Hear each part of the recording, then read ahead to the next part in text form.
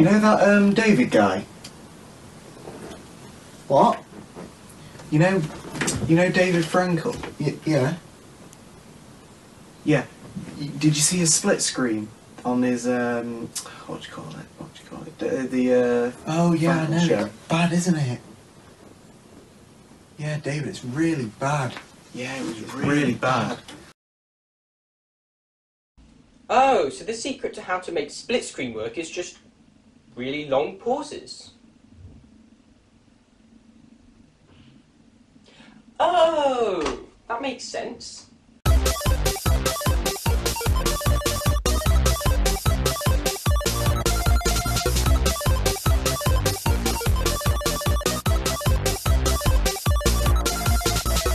Also, by the way, the guy who made that, his name is Oliver, also made me this. It's a cardboard YouTube play button for hitting 1,000 subscribers, and it's actually really well made. It looks like it took him ages, but apparently it only took him 15 minutes. It's pretty cool. I'm putting that up on my wall. Anyway, hello YouTube, I'm David. This video is about a week late. Hello and welcome to the David Frankal Show. So I'm now officially in year 13. Dun dun dun. Yes, it's my final year of high school. Well, technically sixth form, and also my A-level year, which explains why I've been extremely busy. You know, keeping up with my subjects as well as catching up on notes, and I also just sent in my university application. Ooh, exciting. So since the last episode we had the high holidays, Rosh Hashanah, Yom Kippur, Sukkot, and also my mum had a high school reunion in Budapest, so we spent a long weekend there. Then over the Sukkot holidays we had a long weekend in Istanbul, where we met my dad, who, if you didn't already know, is currently working in Muscat. I really enjoyed it. I thought it was a really, really interesting city. We did a lot of the, you know, cheesy tourist things, Blue Mosque, although we didn't actually see very much of it. It was behind a lot of scaffolding, Topkapi Palace, Basilica Cistern, also the Nostalgia Tram, of course.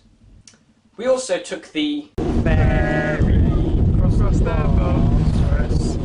And then on the way back, we tested out the Marmaray, the new rail link across the Bosphorus.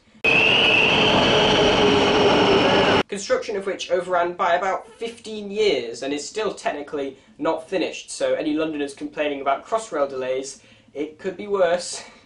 Now the Marmaray essentially connects what were two separate rail networks in Turkey, the European and the Asian rail networks, with termini at Sirkeci and Haydarpaşa respectively.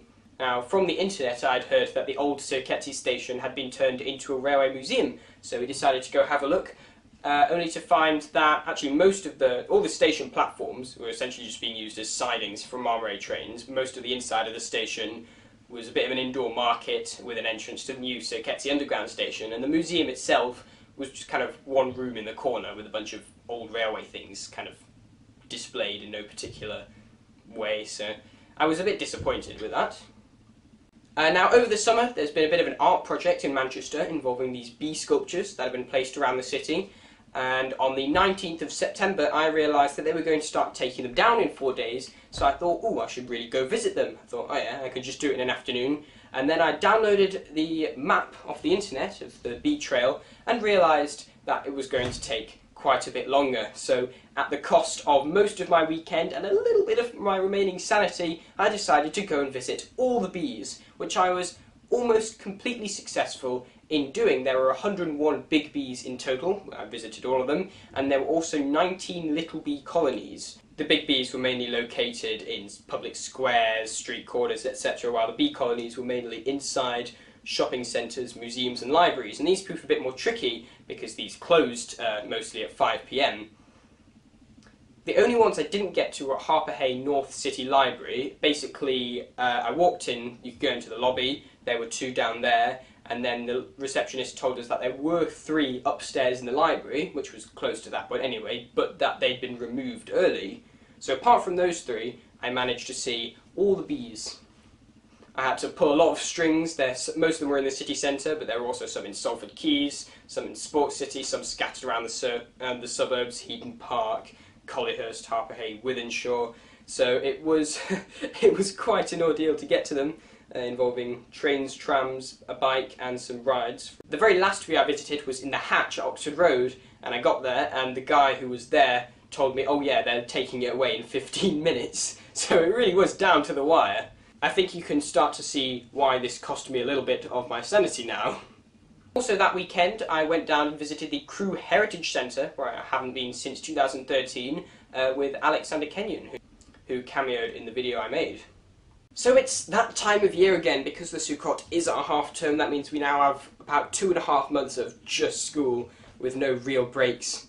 Sukkot was very early this year as well, so it's even worse than usual. Anyway, coming up in my life, next weekend I'm going down to London to take part in the People's Vote March. Also, at some point in the near future, Duncan and I are hoping to revisit the Heaton Park Tramway and the East Lancashire Railway. Coming up on this channel is, well, not all that much. We've got videos from Budapest and Istanbul, all the bees, Crewe, and also the Metrolink documentaries. I haven't started editing them yet, I just haven't had the time. I will try and fit in editing into my schedule over the next few weeks, but right now I'm not going to give you an estimated time of upload because I don't have one, and whatever I say I probably won't keep to. But when I know, I will tell you. It might be a while, I know, but I'm just very busy, and it's a big project. Speaking of things that just aren't getting done, Brexit negotiations, yeah, about as much progress has been made on that as the aforementioned documentary. God, 29th of March, getting very close now. At this point, it's either going to be extending Article 50, which is probably going to happen, or the government is still very insistent that they are willing to go through with a no deal, despite how reckless, idiotic and dangerous that may be. But in 6 months' time, that will be in the past. And that got me thinking, what will the world be like in 6 months? And so I've decided now seems a good time as ever to play a whole new round of Place Your Bets. For those of you who didn't watch the David Frankal Show 70, the rules here: every contestant gets £10,000, not real, obviously. There are 5 questions, and each person guesses their answer to each question and places a certain amount of money on it. And then in 6 months' time, we will know who won. So now, let's introduce our contestants. I'm David Frankal. I am Duncan, also known as the YouTuber who's friends with David that never uploads. It's me, Hadassah, again. I've only been on this channel once, but last time I played this game, I wrecked you all, so... Hi, my name is Nathan, and no, you haven't fallen through a wormhole into the past. My camera quality is awful, and for that I apologise. I'm Matthew. Hello, I'm Baron, and I'm David's dad. Question 1. In 6 months' time, who will be the Prime Minister of the UK? I'm going to go with Sajid Javid. And for that, I'm going to place £2,000. So, the Prime Minister. Think it's Theresa May, the one who dances? I'll bet 2,000 on that. So for the first question, I think Theresa's still going to be in office because she'll find whatever loophole she wants to stay in office, and I vote £8,000 on that. Question 1. I'm placing £3,000 of this imaginary currency on Theresa May. And I'm betting £2,500 on Boris Johnson being Prime Minister. Boris Johnson. £1. You've got £10,000 in total to spend.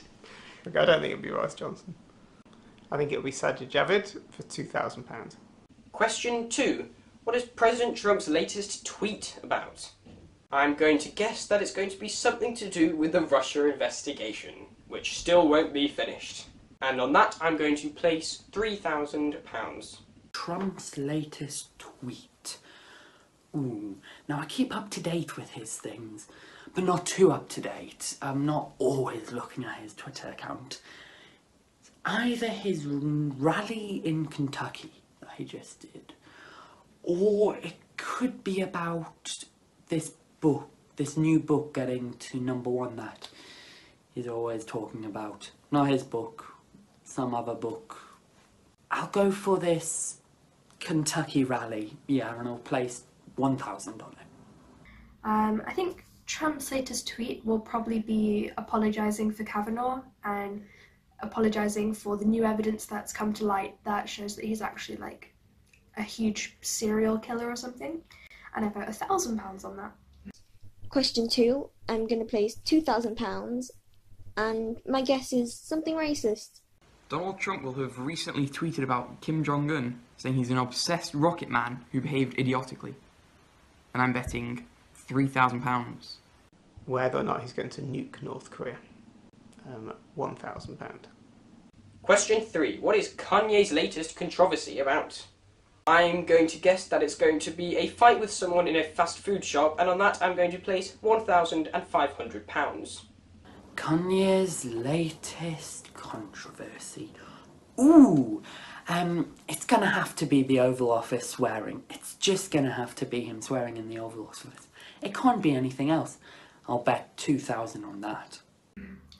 Kanye, I think his latest controversy will be he is going to be selling Halloween stripper outfits, and all the proceeds will go to keeping young girls in education. Kanye is for £500.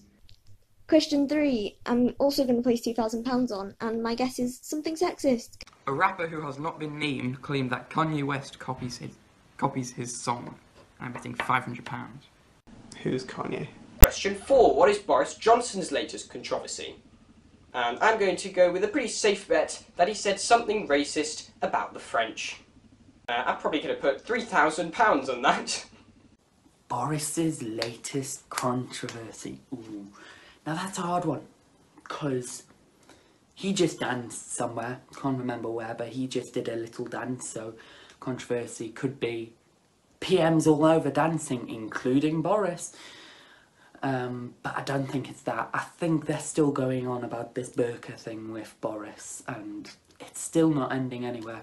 So I'm going to go for the burqa thing with Boris. I'm going to place 1,000. Boris, I think he's going to literally turn into a bumblebee for £2. Question 4, I'm also going to place £2,000 on, and I'm also going to say something sexist. After recently leaving the EU, Boris Johnson has made a last-minute bid to rejoin again. I'm betting £1,000. It's about the minimum wage. £1,000. Question 5. Which large company or airline has just gone bankrupt? I'm going to put £1,500 on Halfords. Now I know Pret is quite close. Pret is that close to going kaboom. I'm going to place my remaining 4,000 on it. And I think British Airways is going to go bankrupt because with Brexit and everything, you know, people might not leave the country and they just might not get enough customers. And I vote £498. I'm going to place the remaining £1,000 on Ryanair, because they are the only airline I can think of, and in terms of controversy, they haven't exactly kept a clean slate in the past. I'm betting £3,000 on Ryanair declaring bankruptcy for the second time since November 2018. I'm going to say Alitalia. For £6,000. It does still exist. But it has already gone bankrupt 3 times now. Well, that's the end of the video. It suddenly got darker in here. Anyway, next episode of the David Frankal Show will be in about a month. Train news in December. That's pretty much it. Oh yeah, Ellie's new segment will probably debut next episode, or maybe the one after. I don't know. Thank you for watching, and please subscribe.